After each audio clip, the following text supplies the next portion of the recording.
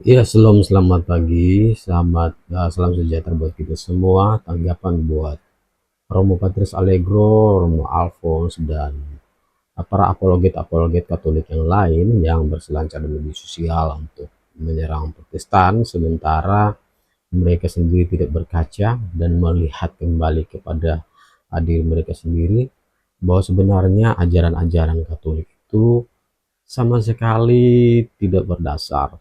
Ajaran-ajaran Katolik adalah ajaran-ajaran yang dibangun sendiri. Contoh seperti bagaimana mereka mempraktikkan doa kepada orang-orang kudus, kepada Bunda Maria, dan lain sebagainya. Itu merupakan suatu ajaran atau praktik yang asing, yang tidak dikenal di dalam kekristenan yang diajarkan oleh para rasul maupun oleh Kristus sendiri. Bahkan kalau kita selidiki kitab suci, baik itu juga dalam perjanjian lama, dari sejak zaman Adam dan Hawa sampai zaman Abraham, sampai zaman para nabi, sampai zaman Raja Daud, kita lihat dalam Mazmur Daud, doa-doa Daud, bagaimana Daud berdoa langsung kepada Allah, dan juga sampai pada zaman Kristus, ketika Kristus mengajarkan kepada murid-muridnya, kepada orang-orang yang kemana-mana, ya dia mengajarkan bagaimana berdoa langsung kepada Allah, bahkan juga sampai kepada para rasul. Tetapi tiba-tiba di dalam tubuh gereja Katolik mengeluarkan ajaran, bahkan bukan hanya gereja Katolik tetapi juga gereja-gereja Ortodoks, mereka mengajarkan berdoa kepada orang-orang kudus yang sudah meninggal dan juga kepada Bunda Maria, atau juga memohon bantuan doa dalam istilah Ortodoks. Ini adalah satu kesesatan ajaran dongeng. Kenapa dikatakan sebagai ajaran dongeng? Karena sesuatu yang tidak pernah terjadi, ya, tetapi diceritakan seakan-akan itu benar, ya. Mereka menghilangkan pertama bahwa ajaran itu tidak diajarkan oleh Kristus, tidak diajarkan oleh para rasul, hanya berdasarkan comotan-comotan ayat-ayat tertentu di dalam kitab suci yang konteksnya sangat jauh berbeda, sangat jauh daripada memerintahkan atau menganjurkan berdoa kepada orang kudus atau memohon bantuan doa kepada orang-orang kudus. Dan berdasarkan ayat-ayat tersebut, mereka jadikan sebagai acuan untuk dijadikan satu pedoman praktek berdoa kepada orang kudus atau memohon bantuan doa kepada orang-orang kudus yang notabene sudah tidak lagi bersama-sama dengan kita. Dan kita tahu bersama bahwa ketika kita minta bantuan doa kepada seseorang, maka yang pertama kita harus tahu bahwa orang itu pasti bukanlah manusia biasa. Karena setiap permohonan kita yang kita doakan, tentunya itu berhubungan dengan pergumulan kita yang tidak mampu kita atasi sebagai manusia, beban yang terlalu berat, pergumulan permohonan akan sesuatu yang belum tercapai dan lain sebagainya, pergumulan akan penyakit, sakit penyakit, pergumulan akan ini dan itu, dan kita tahu bahwa itu tidak mampu untuk kita selesaikan, sehingga kita memohon bantuan kepada sesuatu hal yang melebihi dari kemampuan manusia, dari keterbatasan manusia untuk bisa diberi jalan keluar, untuk bisa dijawab. Dan tentunya berbicara mengenai doa itu hanya bisa kepada Allah, ya. Itu sebagai satu bentuk penyembahan kita. Doa itu tidak terlepas dari satu bentuk penyembahan manusia kepada Allah, ya. Ketergantungan manusia kepada Allah, ya. Sehingga kalau Anda tujukan doa itu kepada manusia, ya, apalagi yang sudah meninggal, uh, dengan alasan bahwa ada ayat-ayat tertentu itu bentuk persekutuan orang kudus lah, ada ayat-ayat tertentu yang mereka jadikan dasar yang sebenarnya di luar konteks itu, maka sebenarnya satu praktek asing yang tidak diajarkan yang kalian lakukan, dan itu adalah suatu hal yang sangat-sangat-sangat mencederai, melukai hati Tuhan, ya. Sebab manusia sewajarnya berdoa langsung kepada Allah, bukan kepada siapapun atau apapun yang kelihatan atau di luar Allah. Tidak bisa, ya. Dialah satu-satunya sandaran tempat manusia untuk memohon segala sesuatu, ya. Adapun alasan-alasan yang terkadang selain dengan ayat-ayat yang mereka jadikan dasar yang tidak sesuai konteks itu, ada juga alasan seperti dari pihak Katolik, bahkan juga dari Ortodoks, mengajarkan bahwa Bunda Maria mempunyai satu kedudukan yang spesial di hadapan Kristus, sehingga apapun yang dimintakan oleh Bunda Maria itu pasti diterima. Menurut saya ini kita menjadikan Allah seperti atau Tuhan seperti manusia yang bisa dipengaruhi secara emosional, bisa untuk disogok, disuap. Kita mengajak Tuhan untuk KKN dalam tanda kutip, sehingga Tuhan bisa mempengaruhi keputusan. Maria bisa mempengaruhi keputusan dari Allah. Maria bisa mempengaruhi keputusan daripada Kristus, ya. Karena kita tahu bersama kalau kita baca kitab suci, di Yakobus, doa orang benar apabila dengan yakin didoakan sangat besar kuasanya. Berbicara mengenai doa orang benar yang besar kuasanya, itu ditujukan kepada orang-orang yang masih hidup, orang-orang percaya yang dikategorikan sebagai orang-orang benar yang dibenarkan oleh Kristus, ya. Jadi, tapi bukan hanya orang benar, tetapi ditambahkan dengan yakin didoakan, ya. Nah, kalau kita baca teks-teks kitab suci, contohnya dalam perjalanan Kristus memberitakan Injil dan mengadakan banyak-banyak mujizat di situ. Contoh seperti bagaimana hamba seorang perwira yang disembuhkan oleh Kristus, di mana perwira mengutus utusan datang dan memberitakan kepada Kristus, tapi perwira itu sendiri mengatakan bahwa tidak perlu Tuhan datang ke rumahnya karena dia tidak layak untuk menerima Tuhan di rumahnya, sebab dia juga adalah seorang bawahan dan di bawahnya juga ada bawahan. Apabila dia menyuruh bawahnya melakukan ini, dia akan mengikutinya, dan itu melakukan itu dan dia akan mengikutinya. Dan ketika Kristus mendengar jawaban tersebut, dia menjadi heran karena besarnya iman tersebut. Jadi bukan hanya itu saja, banyak-banyak mujizat yang semuanya itu dilandasi dengan iman, ya. Jadi bahkan di dalam Yakobus juga mengajarkan mengenai doa, ya, bahwa orang yang mendua hati jangan berharap dia akan menerima satu apapun dari Tuhan, ya. Jadi itu konteksnya mengenai doa. Jadi landasan alasan doa kita dijawab bukan karena hubungan emosional antara ibu dan anak, tetapi alasannya paling utama, fundamental, dasar Kristus atau doa kita dijawab oleh Allah ialah karena iman. Bahkan ada satu perumpamaan, Kristus sendiri memberikan perumpamaan tentang orang yang tidak jemu-jemu berdoa.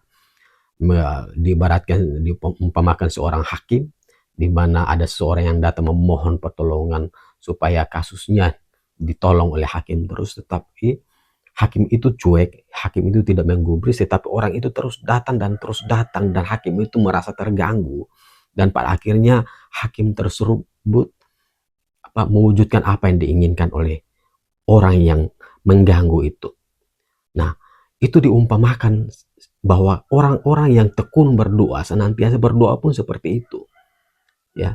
Dan itu dasarnya ialah iman, keyakinan bahwa dia walaupun saat ini doanya belum dijawab, tetapi keyakinan bahwa Tuhan Maha Kuasa dan Tuhan sanggup untuk menjawab akan setiap doa-doanya, sehingga membuat dia tidak putus asa dan terus berdoa, memohon sampai Allah menjawab akan doanya. Dan kisah ini terbukti dengan apa yang dialami sendiri oleh Abraham. Bagaimana ketika Tuhan menjanjikan kepadanya keturunan, tetapi sampai uzur umurnya belum dijawab oleh Tuhan, ya. Sampai umur 100 tahun, Sarah sudah sampai mati haid. Tetapi dia tetap percaya bahwa apa yang dijanjikan oleh Tuhan pasti Tuhan akan menggenapinya. Dan karena iman tersebutlah, maka Tuhan menjawab dan Abraham dikatakan sebagai bapa segala orang beriman. Jadi kunci jawaban doa, ya, bukan karena Maria adalah ibu dari Yesus sehingga mampu mempengaruhi Yesus untuk mengabulkan setiap permohonan orang yang datang memohon bantuan doa kepada Bunda Maria. Tetapi kunci jawaban doa ialah iman, keyakinan orang benar dalam doa yang tak putus-putusnya, selalu berseru siang dan malam kepada Tuhan, tak jemu-jemu. Itulah alasan doa dijawab. Jadi jangan membuat satu ajaran sesat yang menyesatkan dan memposisikan Allah seakan-akan Allah itu manusia yang gampang dipengaruhi dengan hubungan kedekatan, yang gampang disogok. Ya, ada hubungan KKN yang terjadi di dalam setiap jawaban-jawaban doa yang Allah berikan kepada manusia. Ya, jadi ini satu penghinaan, ajaran sesat yang menurut saya mereka hanya berdasarkan suatu halusinasi, asumsi. Karena itulah iblis. Ya, iblis selalu menyamar seperti malaikat terang, ya, dan seperti yang dinubuatkan atau dikatakan oleh Rasul Petrus di dalam 2 Petrus pasal yang kedua ayat yang ke-1, bahwa demikian dahulu tapi nabi-nabi palsu di tengah umat Allah, demikian pun akan tampil guru-guru palsu di tengah-tengah kamu, yaitu umat Allah, yang akan memberikan ajaran sesat yang membinasakan. Ya, inilah bentuk-bentuk ajaran sesat yang membinasakan. Kita diajarkan untuk memohonkan doa kepada hal-hal, kepada sesuatu yang sebenarnya itu tidak sesuai, yang tidak diajarkan. Ya, dan secara tidak sadar kita dijerumuskan ke dalam kesesatan, ya, kepada hal-hal yang sesat. Bagaimana mereka meramunya dengan doktrin tersebut, dengan hal-hal yang meluluhkan hati umat, memposisikan Bunda Maria sebagai bunda yang tanpa noda, tetap perawan dan lain. Mereka meramunya seperti orang yang sedang mempromosikan sebuah produk, bagaimana dia mengolah kata-katanya dengan begitu indah untuk bisa mempengaruhi hati dari orang-orang yang menjadi sasaran target penjualan produknya supaya produknya bisa dibeli. Demikian pun halnya mereka membumbu Bunda Maria sedemikian rupa, ya, dan pada akhirnya mampu untuk meluluhkan hati orang-orang yang tidak kritis, orang-orang yang tidak gampang untuk ditipu, gampang untuk dibodohi, dan pada akhirnya banyak orang tertipu dengan ajaran-ajaran yang seperti itu, yang mereka tidak sadar, mereka sendiri menyangka bahwa mereka sedang berada di jalan yang benar, tetapi sesungguhnya jalan itu adalah jalan menuju kepada kesesatan dan kebinasaan. Ya, karena firman Tuhan juga dalam Amsal, banyak jalannya disalah ke orang lurus, padahal ujungnya menuju maut. Ya. Jadi saran saya kepada teman-teman yang Katolik, mari sadar, jangan asal mempercayai apapun yang diajarkan. Sebab di dalam Galatia 1 ayat yang ke-8, di situ pun Rasul Paulus mengatakan, terkutuklah, ya, apabila ada orang yang bahkan Paulus sendiri tidak memposisikan bahwa para rasul itu pasti benar. Ya, kutuk itu juga Rasul Paulus mengatakan itu juga kepada mereka para rasul. Apabila kami atau seseorang yang lain atau malaikat atau siapapun dia yang mengajarkan kepada kamu Injil yang berbeda dengan Injil yang telah kami beritakan, terkutuklah dia. Ya, tetapi bayangkan gereja Katolik ketika mendeklar ajaran-ajaran, dan di saat yang sama juga mereka mengatakan bahwa ajaran gereja tidak bisa salah. Nah, inilah menurut saya satu bentuk strategi tipu muslihat yang dipakai, dibangun untuk supaya membatasi orang, membatasi umat untuk mengkritisi akan setiap ajaran-ajaran yang mereka keluarkan. Ya, karena dengan mengatakan bahwa ajaran-ajaran itu gereja tidak bisa salah, mereka mau mencuci otak umat sedemikian rupa. dan pada akhirnya umat percaya bahwa ya ajaran magisterium tidak bisa salah, ajaran gereja tidak bisa salah, sehingga apapun yang mereka ajarkan kita terima saja. Dan secara tidak sadar bahwa mereka sedang memberikan diri mereka sendiri kepada kebinasaan.